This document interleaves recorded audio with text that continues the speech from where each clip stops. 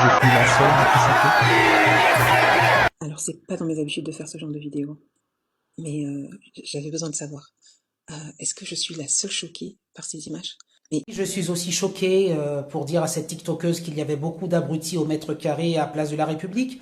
Les dictateurs que sont Adolf Hitler ou Saddam Hussein et autres, je peux comprendre lorsqu'ils ont opprimé tout un peuple que on sabre le champagne effectivement lorsqu'ils décèdent parce qu'il y a des personnes qui pendant 4 ans ont dû se cacher, ont été massacrées, enfin bon, comme vous le savez, du temps de la Seconde Guerre mondiale. Alors là, oui, on sort et on respire et on sabre le champagne parce que on se remet à vivre et parce qu'il y a eu des massacres qui ont été perpétrés par ces assassins.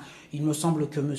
Le Pen était un antisémite, certes, mais qu'il avait des idées politiques, simplement, et que sabrer le champagne pour des idées politiques en se disant que cet homme-là, heureusement qu'enfin il est décédé, j'ai envie de dire à tous ces jeunes imbéciles sur la place de la République, mais est-ce que vous croyez réellement que votre vie va changer parce qu'un homme de 96 ans est décédé?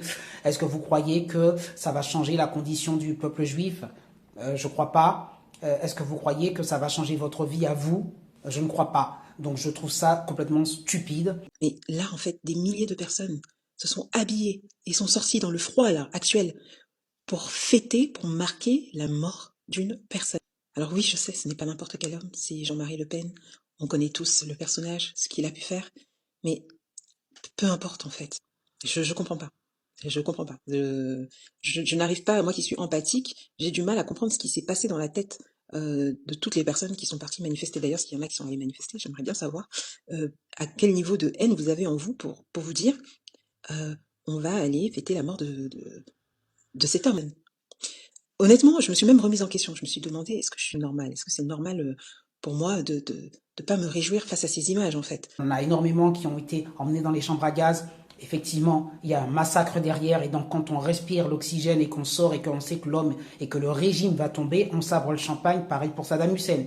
Mais lorsqu'on a un pauvre homme de 96 ans qui avait des idées, certes, nauséabondes sur certains sujets concernant les juifs, mais pour autant qui a été visionnaire concernant l'immigration, ben on peut ne pas être d'accord avec lui politiquement. Je répète, moi, si Mathilde Panot ou Mélenchon décèdent demain, ce sont juste des opposants politiques. Voilà, pour moi, ce sont des antisémites également, comme l'était Monsieur Le Pen. J'irai pas sabrer le champagne parce que, encore une fois, ça n'a pas d'impact sur ma vie. Voilà, postez vos commentaires. Parce que j'ai déjà vu des images en vidéo où des gens fêtaient la mort de dictateurs comme Kadhafi, par exemple. Mais en fait, après réflexion, je me suis dit, mais en fait, les gens, ils fêtaient aussi leur libération. Mais on est ici, on est en France. Est-ce qu'on peut dire que notre vie d'aujourd'hui a été impactée par cet homme qui n'est même plus actif politiquement depuis des années? Et franchement, j'ai pas pu m'empêcher de me demander ce que ça disait de nous en tant que société, en tant que Français même d'ailleurs. Si même le respect se perd dans la mort, vous vous rendez compte?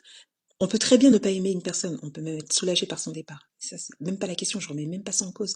Mais une célébration publique comme ça, là, comme si c'était, je sais pas moi, la nouvelle année. Et je me pose la question, Jean-Marie Le Pen, il a des partisans, il y a des gens qui adhèrent à ses opinions, à, à sa manière de penser. Et quand ils voient ça, là, je me demande, est-ce que ça ne fait pas qu'alimenter la haine?